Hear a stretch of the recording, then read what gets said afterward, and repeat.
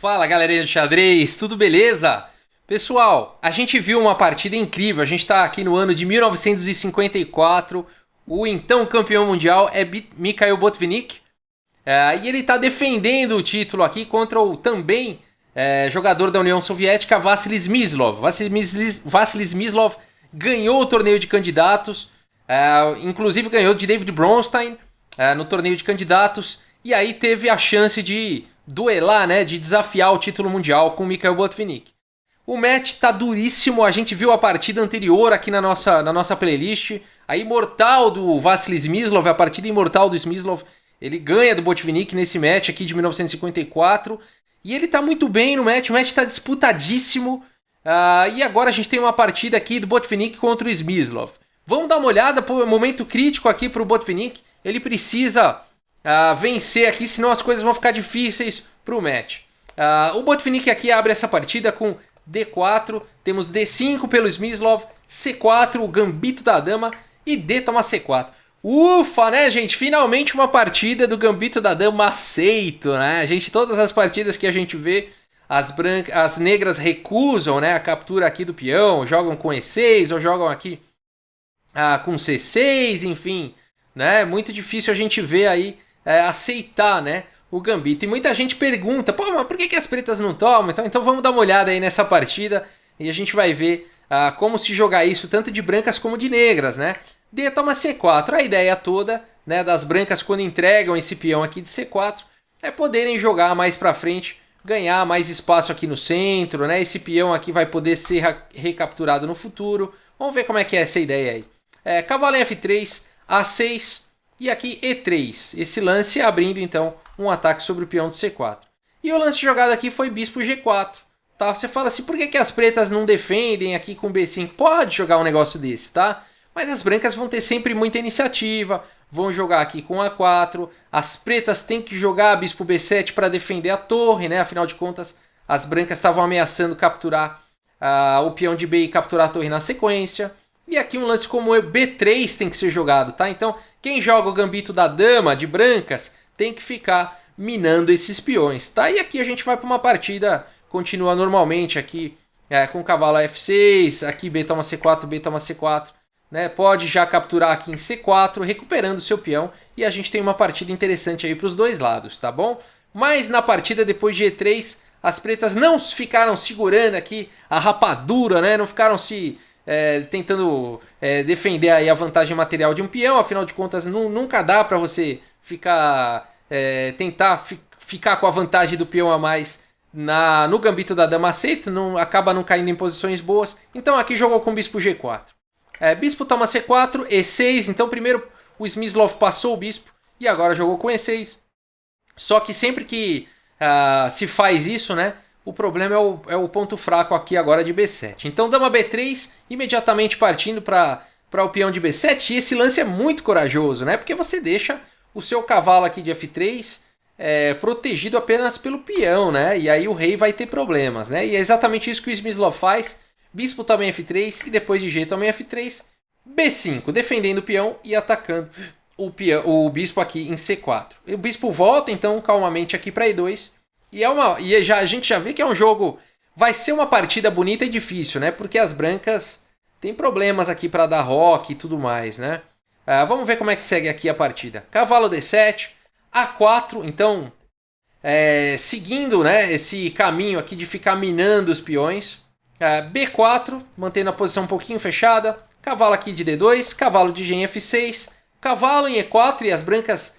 Uma das vantagens aqui de ter esse peão em F3 é que agora apoia bastante a casa de E4, né? E também você tem uma coluna livre para sua torre, tá? Então tem sua compensação. C5 foi jogado, cavalo também F6, dama também F6 e agora D5. O Botvinnik está tentando abrir aí a posição, né? Explorar aqui um pouco o rei no centro. Então D5 tentando aí abrir a posição. E5, o Smyslov continua mantendo a posição fechada por enquanto. Se o Smyslov conseguir dar roque, né, tirar o bispo, dar roque, e aí sim abrir a posição para tentar explorar o rei no centro, pode ser uma melhor estratégia.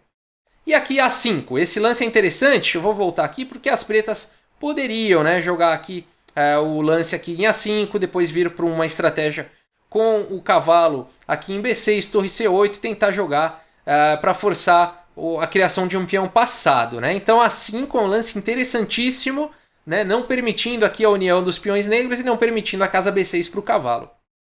Lance bem posicional, né? Então, para quem ainda não conseguiu desvendar o estilo do Botvinnik ainda na nossa playlist, a gente vai vendo cada vez mais que ele é um jogador extremamente posicional. E o Smyslov também. Bispo D6 foi jogado, E4, roque, bispo em E3, desenvolvendo aí o bispo. C4, aqui o Smyslov entrega um peão para abrir um pouco aí a posição para suas peças, poder trazer a torre, né? A dama toma C4, torre de F aí em C8, atacando a dama volta para B3 e agora a dama G6, abrindo aqui a coluna F para o peão poder jogar em F e também dominando aqui a coluna G, não deixando essa torre jogar. Rei F1, o Botvinnik faz um lance interessante, rei F1 para poder jogar o lance torre G1 e lutar pela coluna G. F5, o Smyslov vai atacando a torre G1, dama em H5 e agora torre G2, protegendo o peão de H2. E também possibilitando o rei passar ali para a casa H1 e quem sabe conseguir dobrar as torres na coluna G, né? Cavalo C5 com o tempo aí sobre a dama. Dama D1, dama aqui em H4, fazendo uma pressão em E4. Agora são 3 ataques no peão de E4. E agora o bonito lance aqui, rei G1. Tá? O Botvinnik não está muito preocupado aí com o peão de E4. Tá? Por quê? Se as pretas tomam aqui agora em E4, o Botvinnik tem o lance bispo G5. Tá? E aqui o Smyslov tem problemas aqui com a dama. Por exemplo, dama H5, você pode jogar F toma E4 abrindo aqui um ataque sobre a dama G6, bispo F3, e aí tá tudo bem nessa posição, tá bom? Mas agora tá caindo aqui peão e tal. Essa posição não, tá? Aqui aí já ficaria realmente muito bem para as brancas aqui com ataque descoberto, né? Aqui as pretas têm problemas demais. Tá? Então rei G1, lance interessantíssimo aqui do Botvinnik. E aí o Smyslov não foi para esse peão, não foi para essa linha e jogou primeiro com F4 aqui então, tá? Para não deixar o lance bispo G5. Esse lance vem com o tempo aí sobre o bispo. Bispo volta para D2 atacando o peão. Torre de A, B8 defendendo. E agora rei H1, tá bom? Passando aí, dando a coluna G para outras peças, né? Quem sabe a dama ou possivelmente você consegue subir o bispo, subir a dama e passar a torre. Vamos ver como é que ele vai jogar isso daqui. Torre F8, trazendo mais uma peça aí pro ataque. Bispo C4, então dando a casa aí E2 para a dama. E também ameaçando aqui, né? Esse bispo tá parando esse peão passado aqui da coluna D. E esse bispo fica numa excelente diagonal. Também tira a casa B3 do cavalo. E se conseguir jogar com B3, então vai ficar numa posição muito boa para as brancas. A torre F6, trazendo a torre para o ataque. Dama G1, colocando pressão em G7. Bispo F8 defendendo. E agora torre G4, atacando a dama. Dama vem para H5. Dama G2, dando a casa G1 para a torre também, a outra torre poder jogar. Dama aqui em F7 e agora o lance B3. Então olha que formação legal aqui, né? O peão está protegendo o bispo.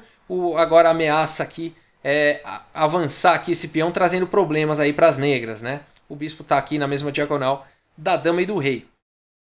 Rei H8, tirando então o rei dessa diagonal. Torre G1, triplicando aí o ataque na coluna G. Torre D6 e agora bispo C1, tá? Esse lance aqui ele não é muito fácil de entender à primeira vista, mas as pretas jogaram torre D6 para poder trazer o cavalo para o jogo, tá bom? Então isso poderia, no futuro, né, depois de tirar a dama e jogar um lance como cavalo E6, poderia jogar isso, porque senão estaria caindo o bispo. Então você vê que nunca é bom você deixar uma peça na mesma coluna da torre, uma peça em defesa, né, na posição. Então bispo C1 para não ter problemas. Cavalo D7. Bispo B2, além de tudo, de C1, ele vai para uma excelente diagonal, fazendo uma pressão aqui no espião central. Torre E8 defendendo o peão. Dama em F1, dama H5. E aqui, gente, eu vou passar um pouco mais rápido, mas a gente vai vendo com que sutileza aqui o Mikhail Botvinnik vai melhorando a sua posição. Dama em F1 foi jogado, fazendo uma pressão em A6. Esse peão já até pode ser capturado, tem 2 ataques. Mas o Botvinnik vai melhorando a sua posição, ele espera a hora certa. Ó. Dama G2, dama H6, torre G5, tá, ó. Cada vez criando mais pontos de ataque, cada vez sobrecarregando mais as defesas das negras. G6, dama F1, ó, calmamente, bispo G7, bispo C1, bispo F6, torre aqui em G4, a torre estava atacada, bispo E7, bispo D2, olha só, trazendo um ataque aqui em B4, cavalo F6 atacando a torre, torre volta aqui para G2, torre D7, agora o bispo está defendendo B4, e agora sim, bispo toma em A6. O Botvinnik esperou aí, preparou por vários lances para poder tomar em A6, porque ele sabe que o problema de tomar em A6 é que você abre aqui essa coluna, né? Mas agora é a hora certa, porque depois de torre A7, o bispo sai e não pode capturar aqui esse peão, porque ele sai com o tempo sobre a torre. Torre G8 e agora A6, o peão está defendido, um peão passado perigosíssimo aí na coluna A. E agora as pretas mudam o foco aqui com G5, e o Smyslov começa um ataque perigoso aqui na ala do rei, né? O Botvinnik tem que tomar cuidado, apesar aqui dele estar com material a mais, né? São 5 peões contra 7 peões, o par de bispos contra bispo e cavalo. O Smyslov tem um ataque perigosíssimo aqui na ala do rei com G5. A dama D3 foi jogado, bispo D6, colocando aí, parando esse peão passado da coluna D. E também colocando, deixando aqui a torre poder passar, né? A dama em E2, agora a torre de A em G7, dama D1, dama H4, bispo aqui em E2, e aí você vê como que o Botvinnik também, ó, né, ele trouxe aqui, passou a dama para D1 e trouxe o bispo para E2, tudo para segurar o avanço do peão para G4, né? E ao mesmo tempo o Smyslov foi trazendo as peças para poder fazer o lance aqui de G4. G4 então foi jogado, e agora o bonito lance aqui do Botvinnik, bispo E1, tá? E a gente vai ver o que tem por trás desse lance, por que ele é tão forte esse lance. As pretas continuam com a sua expansão aqui na ala do rei com H5, esse ataque feroz. E agora F toma G4, H toma G4 e bispo toma G4. Pera aí, será que eu vi direito, né? Bispo toma G4. Vamos contar quantos ataques as brancas têm aqui, ó. 1, 2, 3, 4 ataques. Vamos contar quantas defesas as negras têm, ó. 1, 2, 3, 4. São 4 ataques contra 4 defesas. Não dá para capturar o peão. Para você capturar o peão, você tem que ter um número maior de atacantes do que de defensores, né? Mas então o que o Botvinnik está vendo aqui? Olha que bonito. Bispo toma G4, torre toma G4 e agora o lance F3. Atacando a torre e abrindo um ataque sobre a dama. Por isso o bispo E1 foi um lance tão forte, né? Ele já estava vendo tudo isso. E agora as pretas estão numa posição bem complicada, né? Como é que vai, o que vai fazer aqui? Se salvar a dama vai perder a torre, né? Então, pelo menos o Smyslov tenta criar aqui alguma compensação com torre toma G2 deixando a dama, mas depois de bispo toma H4, torre toma G1. E aqui vai recuperar a dama, então é cheque. A dama é forçada a capturar. Dama toma G1, torre toma G1, cheque. Rei toma G1. Ufa, passou o sufoco. As pretas têm uma peça a mais, legal. Legal? Mais ou menos, ó. Esse cavalo tá atacado e... Opa, olha quem que a gente esqueceu aqui. De repente as pretas se deparam com um peão monstruoso na coluna A, né? E olha que posição difícil, né? Que posição legal aqui pro Botvinnik. Passada essa tormenta do ataque na ala do rei, quando a gente olha tem um monstro ali potencial em A6, né?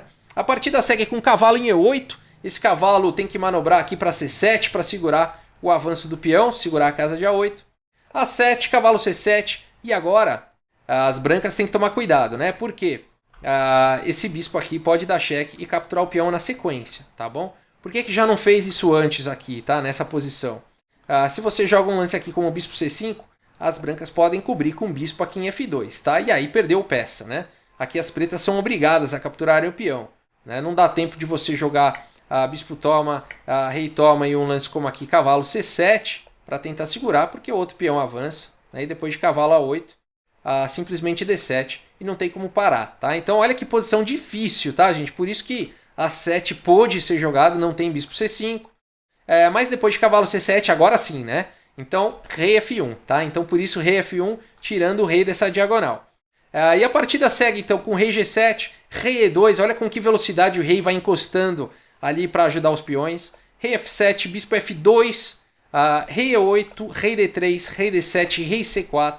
E nessa posição, o Smyslov abandonou uma vitória importantíssima para o Botvinnik nesse match tão apertado, né? Contra o Smyslov, um grande jogador Smyslov, e essa rivalidade Botvinnik e Smyslov virá a ser também uma das maiores rivalidades da história do xadrez, tá bom? Assim como Karpov e Kasparov e outras rivalidades que a gente já viu aí na nossa playlist Botvinnik e Smyslov é uma dessas, tá? Uma das grandes rivalidades aí da história.